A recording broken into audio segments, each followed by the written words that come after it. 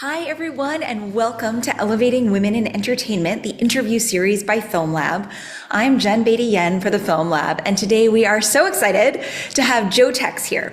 Joe Tex is a producer. He is the co-founder of Batsu, which is a unique blend of improv comedy and interactive Japanese-style punishment games that has run in New York, Chicago, and London.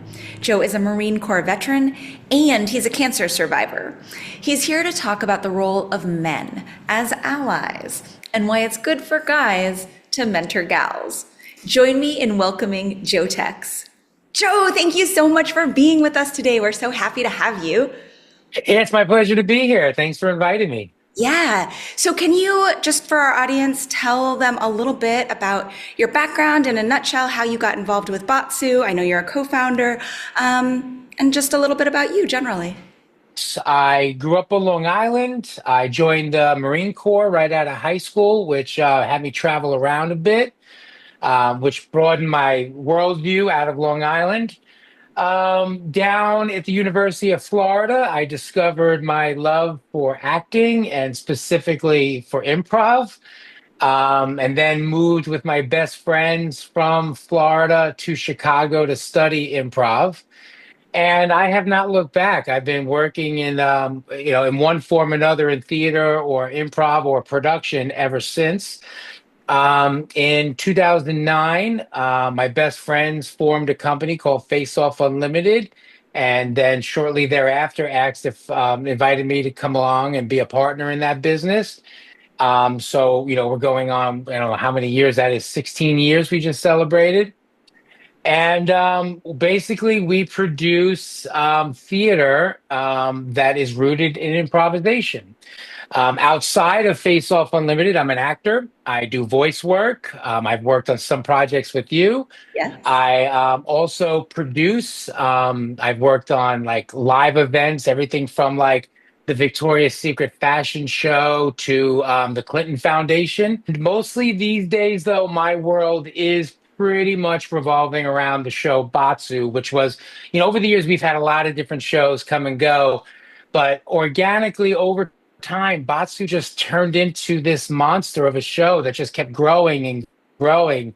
And now, our first show we opened in New York in like December of 2010 was our first preview.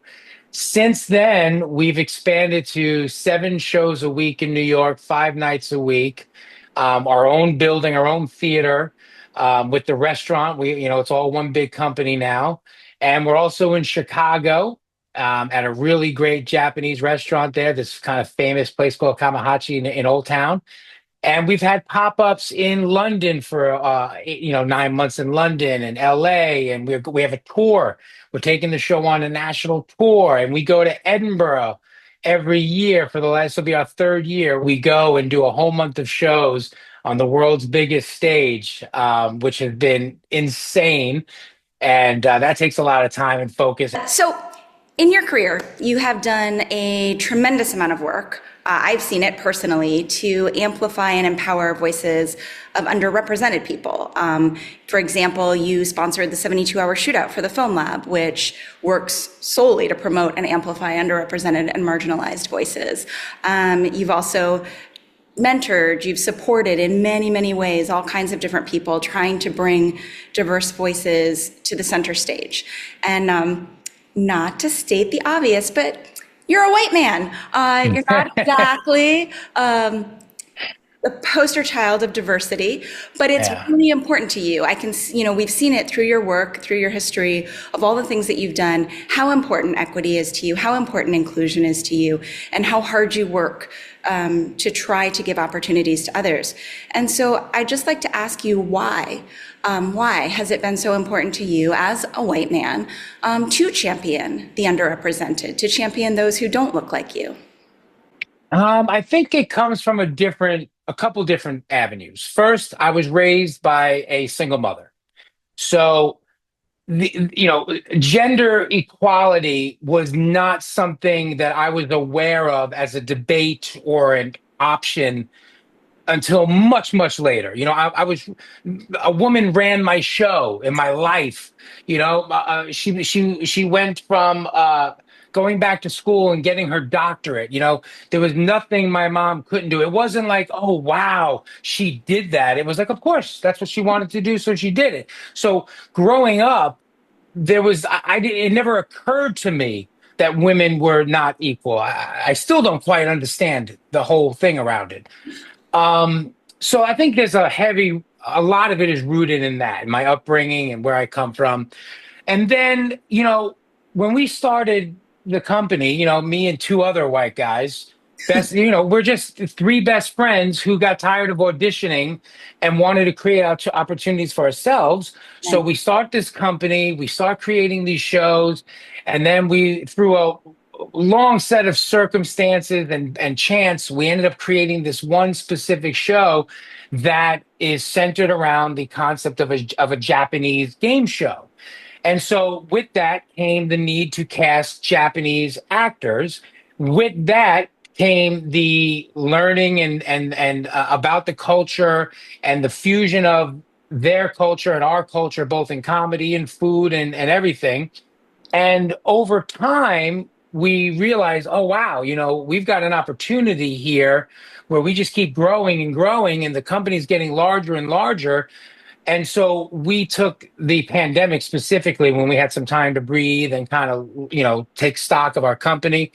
And we decided that, because the show has a primary goal, our motto, our mission statement is to promote AAPI and Japanese specific, when possible, voices, and to give them a platform because they are underrepresented, especially in comedy.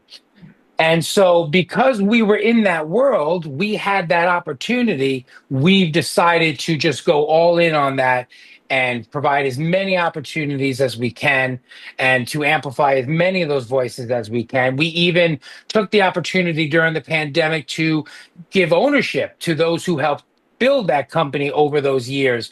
So it started out as three white guys who owned it, but now it's a diverse group of people. And when you look at the New York operation, it's majority AAPI owned. Wow. And so we're very proud of that. Also, like the whole concept of improvisation is about sharing and accessibility and yes and it's inclusive to everybody. That's what's the whole point of it. You can't be an improviser and have a closed-minded worldview. I don't think, not a good one anyway. And so, over the years, our company have worked with deaf blind, with a woman named Haben Gurma, who's an attorney and a rights advocate. And she's an amazing woman. And she wanted to do some improv and was told she couldn't because it was tactile. Wow. And my partner Jay Painter saw like this interview, reached out, and next thing you know, she's in New York working with us for a couple of years on and off, learning improv. We found a way to do it, to make it work with her, and we're very proud of that. So for us, any opportunity to provide opportunity for everybody, we just want everybody to be able to do what we do. That is awesome. Yeah. And then in terms of other men in power positions, if you were speaking directly to them and telling them why championing women and other diverse voices should be important to them, what would you say? Well, I would say that if you are looking to have a healthy, well-rounded viewpoint or company or team or whatever it is that you're looking at, if you're all of one kind, whether it's male, female, white, black, if you're all of one thing, then that's the worldview you're looking at. I can give a perfect example. When we started the show, Batsu, it involves punishments, and the warriors who are competing would get punished, right? We needed to increase the cast. At first, we didn't think audiences would want to see women get punished, to get hit, to take violence. We were like, no, they're not going to find that funny. And that came from what we thought as white men, And over time, after talking to our female cast members who were like, no, we want to do this. And so we did. And immediately we realized That's ridiculous. Now, the women in the audience have their favorite person to champion after and to cheer for. And so it made it more accessible even to our audience. And so I would say to them, just listen. If you don't have to be told what to do or to go figure out, hey, well, how do I just listen? They're telling you what they want. If you actually listen to the women in your organization or anybody who's underrepresented, they will tell you what they want, what they're looking for. It's just listening.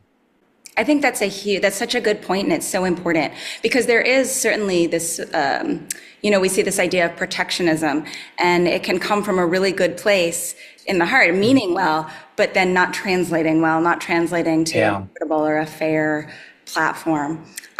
For folks that are not, and in your intro, I gave a little bit about a little blurb about Batsu, about the punishment style.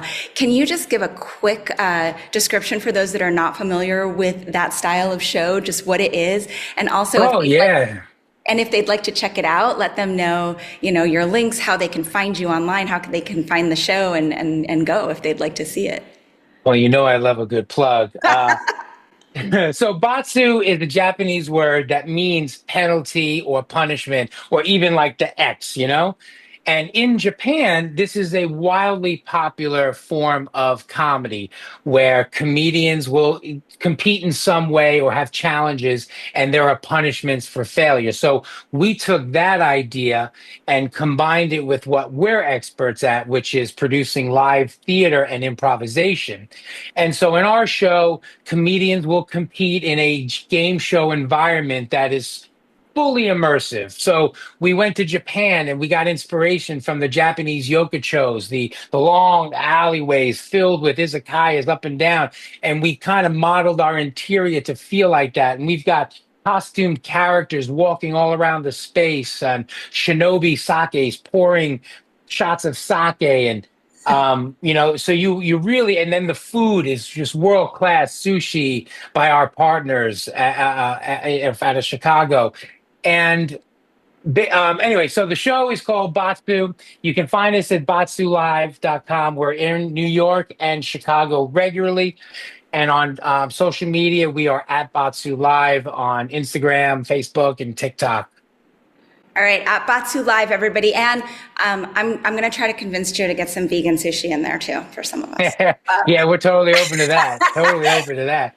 We've got some good stuff on the menu for people who don't do meat. Yeah, because one of our partners, Heather Shields, the three white guys in 2016, we realized we couldn't do this alone. We weren't smart enough to run a business. So we brought on a expert, a Heather Shields, who is our fourth partner and the real brains behind the business side of the theater works.